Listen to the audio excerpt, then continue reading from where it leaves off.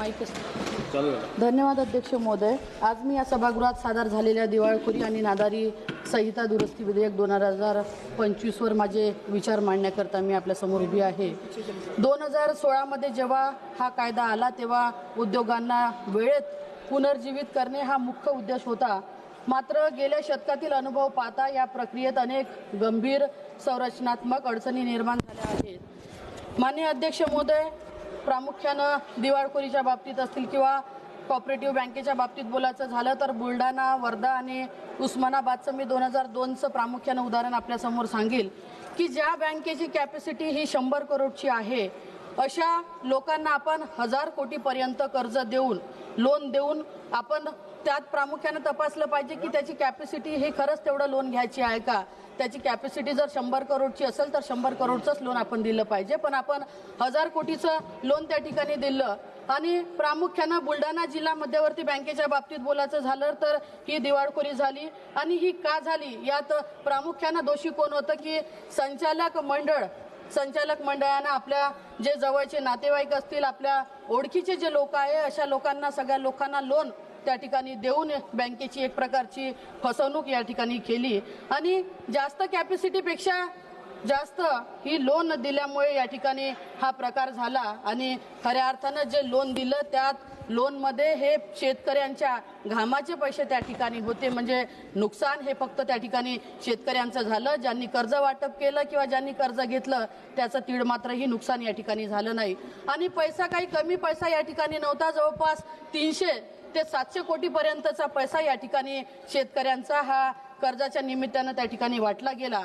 आणि यात प्रामुख्याने दोषी कोण होतं तर त्या बँकेचे संचालक मंडळ जे काही होतं, काही अधिकारी देखील या ठिकाणी होते आणि काही आपण पाहिलं की असे प्रकार झाले तर त्यात प्रामुख्याने काही राजकीय लोकांचा दबाव देखील होता आणि सगळ्याची सांगड घालून या ठिकाणी हा बुलढाणा बँकेचा विषय त्या ठिकाणी झाला। आणि पैसे अडकले कोणाचे, मेन त्यात ठेवीदार कोण कोण होते तर आपले शेतकरी असतील, लहान ठेवीदार असतील, ज्या बचत गटाच्या महिला होत्या त्या असतील, फेरीवाले किंवा छोटे उद्योजक होते ज्यांनी या ठिकाणी पैसा गुंतवला, या सगळ्या लोकांचं मोठं नुकसान या ठिकाणी झालं। आपण पाहिलं पाहिजे की आपण बँकेमध्ये जेव्हा आपण विमा काढतो, अनेक बँका अशा आहे की 5 लाखापर्यंतचा विमा आहे, ते पैसे आपण बँकेत जमा करतो आणि ते पैसे जमा केल्यानंतर असे विम्याच्या नावावर घेतलेले हजारो कोटी रुपये हे बँकेमध्ये जमा आहे, पण जमा असलेली रक्कम जी बँकेत जमा आहे ते सरकारकडून कुठंतरी त्याचा परतावा हा झाला पाहिजे। शेतकऱ्यांना जर का खरंच त्याची गरज असेल तर ते पैसे आपण त्या ठिकाणी वितरित केले पाहिजे। आपण बघितलं असेल की या ठिकाणी माननीय अमितजी शहा यांच्याकडे सहकार खातं आहे आणि सहकार खात्याच्या निमित्ताने त्यांनी हे खातं निर्माण केलं आणि स्वतःकडे घेतलं। सहकार म्हणजे ही काही फक्त बोलाची बाब नाही तर सहकार म्हणजे ही एक संस्था आहे, तो एक विश्वास आहे आणि ते एक नातं आहे आणि जो या विश्वासाशी खेळतो त्याला कदापि ही माफी या ठिकाणी नाही तर त्याला शिक्षा ही प्रामुख्याने त्या ठिकाणी झाली पाहिजे। अध्यक्ष महोदय, बँकेत पैसे कोणाचे होते? ज्या शेतकऱ्यांनी स्वतःच्या पोटाला चिमटा घेऊन पै जमा केला त्या शेतकऱ्यांचे पैसे त्या बँकेत होते। ज्या महिलांनी स्वतःचे दागिने गहाण ठेवून एफड्या जमा केल्या त्या महिलांचे पैसे त्या ठिकाणी होते। ज्या लोकांनी आपल्या मुलीच्या लग्नासाठी पैसा जमा करून ठेवला त्या लोकांचे पैसे त्या ठिकाणी बँकेत जमा होते। माझ्या सरकारला सवाल आहे या ठिकाणी की आपण किती दिवस अशा चौकशा या ठिकाणी चालवणार आहात, किती दिवस जनतेला आपण या ठिकाणी रडवणार आहोत आणि किती दिवस आरोपी हे हसणार आहे आणि किती दिवस आरोपी हे मुक्त फिरणार आहे।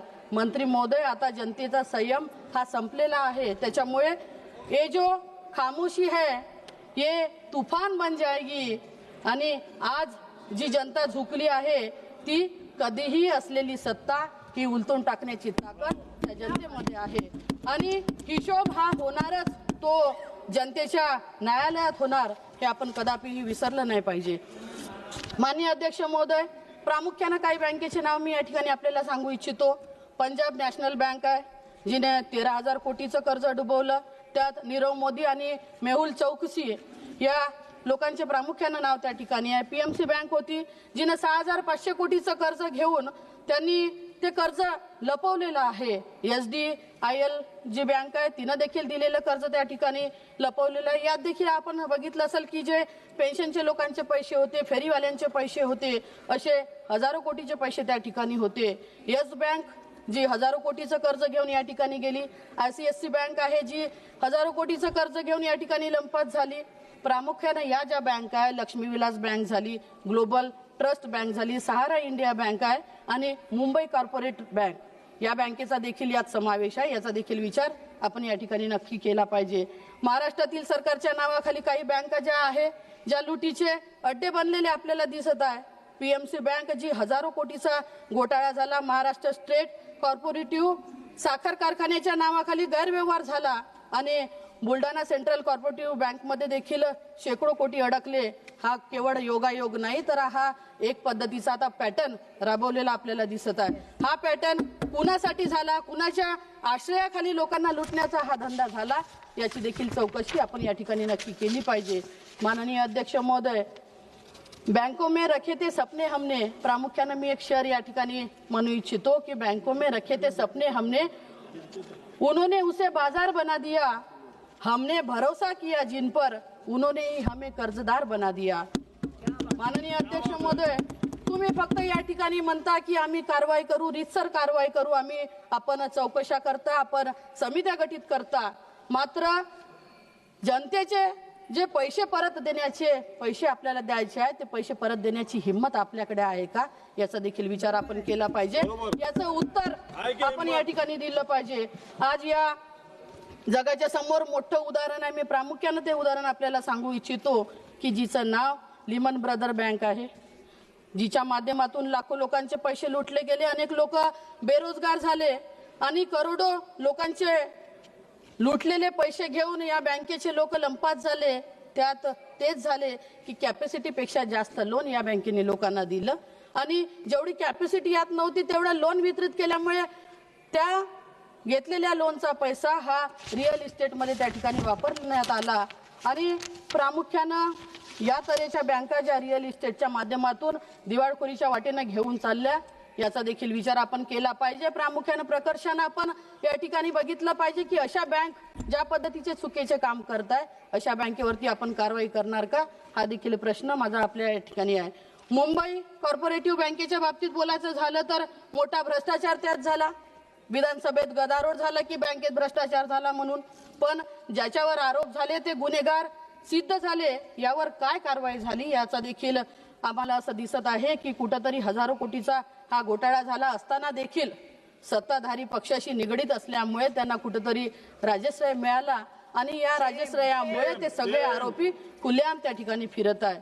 माननीय अध्यक्ष महोदय, माझी आपल्या माध्यमातून सरकारला विनंती आहे की सरकार छोट्या छोट्या उद्योगपतीचे, छोटे छोटे जे व्यापारी आहे, शेतकरी आहे, त्यांचे घरासाठी आणि व्यापारासाठी घेतलेले जे लोन आहे, जर परतफेड केली नाही तर आपण त्यांच्यावर जप्ती आणतो, त्यांच्यावरती फौजदारी गुन्हे दाखल करतो।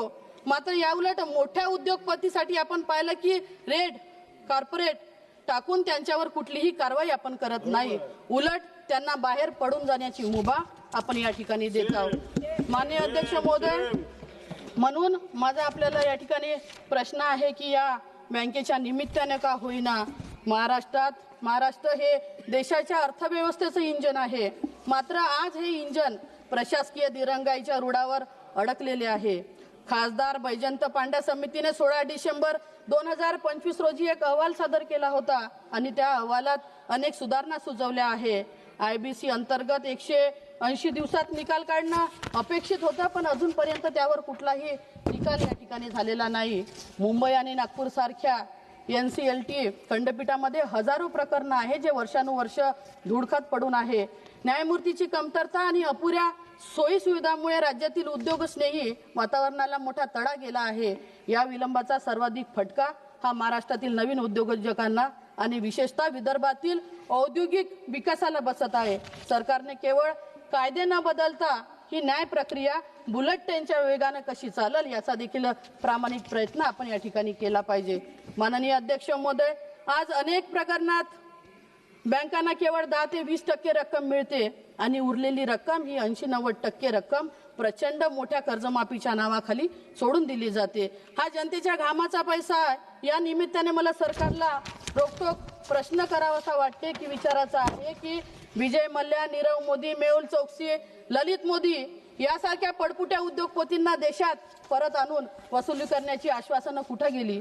हे गुन्हेगार परदेशात जाऊन मोजमजा करत आहे, जनतेच्या पैशाच्या भरोश्यावर मोजमजा करत आहे। मात्र त्यांच्या कंपन्यांमध्ये काम करणारे जे हजारो कर्मचारी आहे, जे आज बेघर झाले आहे, जे रस्त्यावरती आले आहे, उघड्यावरती त्यांच्या कुटुंबाचा उदरनिर्वाहाचा सगळ्यात मोठा प्रश्न या ठिकाणी आहे। बळीराजाच्या कर्जमाफीचा डिंडोरा पेटणारे हे सरकार या मोठ्या उद्योगपतीची किती कोटीची कर्जमाफी केली याची आकडी जनतेसमोर देणार आहे का? हे आकडेवारी मांडण्यासाठी काय पावले उचलणार आहे आणि त्यांना भारतात परत कधी आणणार आहे याचा देखील उत्तर आपण या ठिकाणी दिलं पाहिजे। कॉर्पोरेटिव्ह क्षेत्रामध्ये सरकार जेवढी तत्परता दाखवते, आपण पाहिलं असेल तेवढीच संवेदनशीलता बर्ड्स ऍक्ट 2019 बाबत का दिसत नाही?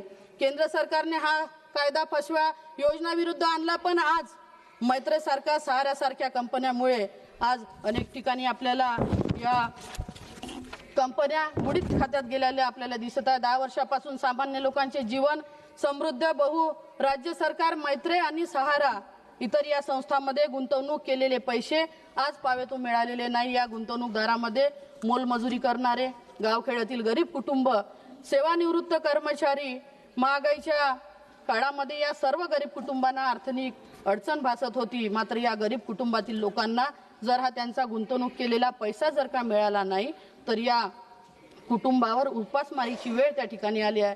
नाईलाजाने काही लोकांनी आपली जीवन यात्रा ही संपवलेली आहे। गुंतवणूक त्यांना वापरता येत नाही, हे दुर्दैवी भाग्य त्यांच्या नशिबी आलं आहे। या संकटाने या कुटुंबावर आर्थिक ताण निर्माण होऊन हजारो कुटुंब असे आहे की ज्यांची मानसिक आरोग्य देखील खालावलेले आहे। माझी या बिलाच्या निमित्ताने आपल्याला विनंती आहे की हा विषय कुठेतरी आपण लावून धरून त्या कुटुंबाला प्रामाणिकपणे न्याय या ठिकाणी नक्की दिला पाहिजे। आदरणीय मंत्री महोदय, या बर्ड्स ऍक्टच्या बाबतीत देखील आपण पाहिलं की महाराष्ट्रातील लाखो कष्टकरी आहे, गुंतवणूकदार आहे, जे उद्ध्वस्त झाले आहे। ईडी, सीबीआय आणि सेबी सारख्या केंद्रीय यंत्रणांना देखील जप्त केलेल्या मालमत्ताचे मूल्यांकन का रखडले आहे? जप्त केलेला हा निधी तात्काळ सक्षम प्राधिकरणाकडे वर्ग का केला जात नाही? ज्याप्रमाणे आपण उद्योगासाठी IBC मध्ये सुधारणा करत आहोत, त्याच तत्परतेने बर्ड ऍक्ट अंतर्गत 180 दिवसाच्या आत सामान्य पीडित गुंतवणूकदाराला त्याचा पैसा परत मिळणं याची लेखी खात्री हे सरकार देणार का? हा देखील प्रश्न माझा या ठिकाणी आहे। माननीय अध्यक्ष महोदय, जेव्हा एखादी कंपनी दिवाळखोरीत जाते तेव्हा तिथल्या कामगाराचे कुटुंब रस्त्यावर येते। दुर्दैवाने या प्रक्रियेत कामगाराचे थकीत वेतन आणि PF ला शेवटचे स्थान दिले जाते। या दुरुस्ती विधेयकाच्या निमित्ताने विधेयकात कामगाराच्या देण्यांना सर्वोच्च प्राधान्य हे मिळायला हवे होते, पण आपण पाहिलं की त्यांना कुठेतरी डावलून त्यांना सर्वोच्च स्थान हे या ठिकाणी मिळत नाहीये। तसेच या प्रक्रियेत जाणीवपूर्व दिरंगाई करणाऱ्या यंत्रणा आणि जबाबदार अधिकाऱ्यांचे उत्तरदायित्व निश्चित करणे हे अनिवार्य आहे। अध्यक्ष महोदय, हे विधेयक केवळ सूटबूट घालून उद्योगपत्याच्या सोयीचे न राहता ते बँका, सामान्य गुंतवणूकदार, छोटे उद्योजक आणि कष्टकरी कामगार यांच्या हिताचे असावे अशी मी मागणी या ठिकाणी करत आहे। अध्यक्ष महोदय, केवळ कायदे हे कागदावरती न ठेवता त्यातून पीडितांना प्रत्यक्ष न्याय आपण या ठिकाणी खरंच देणार आहे का याचा देखील विचार प्रामुख्याने या ठिकाणी केला पाहिजे। आता ज्या पद्धतीने मी आपल्याला सांगितलं की महाराष्ट्रातील जिल्हा सहकारी बँकेचा विषय मी आपल्याला बोलली, बुलढाणा असतील, वर्धा असतील, उस्मानाबाद यासारख्या जिल्ह्यामध्ये ज्या सहकारी बँका आज आर्थिक संकटात आहे, या बँका ग्रामीण अर्थव्यवस्थेचा कणा आहे। दिवाळखोरी जाहीर करताना किंवा रिझोल्युशन प्रक्रिया राबवताना या सहकारी बँकाच्या पुनर्जीवनाचा आणि तिथल्या सामान्य ठेवीदारांच्या सुरक्षिततेचा कायदा प्रामुख्याने करणं हे अत्यंत आवश्यक आहे। माननीय अध्यक्ष महोदय, आपण यात बघितलं असेल की आज केंद्र सरकारने जवळपास 52 मोठ्या उद्योगपतीचं कर्ज या ठिकाणी माफ केलं। केंद्राचं जे बजेट या ठिकाणी सादर झालं त्या बजेटमध्ये 8 लाख करोड रुपये आपण माफ केले। मुठभर उद्योगपतीचे कर्ज माफ करण्यासाठी सरकारकडे पैसा आहे, मात्र मुठभर पेरून जो पोतभर कमावतो, जो जगाचा पोशिंदा आहे, ज्या पोशिंद्याच्या भरोशावर आपण आपलं दैनंदिन जीवन या ठिकाणी जगत आहोत, अशा शेतकऱ्यांचं कर्ज माफ करण्यासाठी शासनाकडे पैसा नाही। यापेक्षा दुसरी शोकांतिका ही आपल्याला होऊ शकत नाही।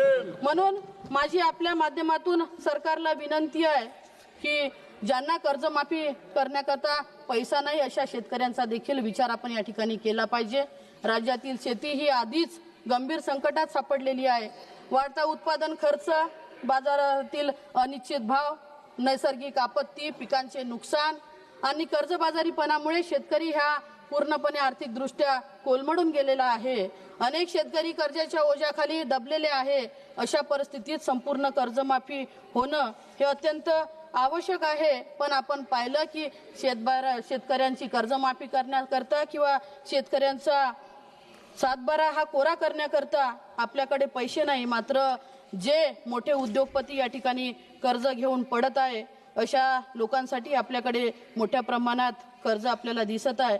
माननीय अध्यक्ष महोदय, या ठिकाणी मी प्रामुख्यानं काही विषय आपल्याला बोलू इच्छित आहे की ज्या पद्धतीनं केंद्र सरकारनं हा सगळा विषय या ठिकाणी घेतला। मुंबईच्या बाबतीतही मी आपल्याला आता सांगितलं आणि मुंबईच्या बाबतीत बोलत असताना जे छोटे छोटे लोक आहे, प्रामुख्यानं बचत गटाचा विषय मी आता बोलली की बचत गटाच्या महिला या जिल्हा बँकेच्या माध्यमातून कशा पद्धतीनं काम करत आहे। आज आतापर्यंत लोकांची मानसिकता होती की महिला या फक्त ग्रामीण भागात नाही तर शहर भागातल्याच महिला हुशार असतात, ग्रामीण भागातील महिला या काम करू शकत नाही। पण जिल्हा बँकेच्या माध्यमातून जे बळ पाठबळ महिलांना देण्यात येते त्या माध्यमातून महिला या अतिशय सक्षमपणे ग्रामीण भागात देखील काम करत आहे। आणि हे सगळं करत असताना फेरीवाले असतील, छोटे छोटे उद्योग करणारे लोक असतील, यांच्यासाठी आपले सगळे अटी नियम आहे, मात्र जे खऱ्या अर्थानं समाजात काम करत आहेत त्यांच्यासाठी आपला नियम हा कायदा या ठिकाणी का नाही याचा देखील विचार आपण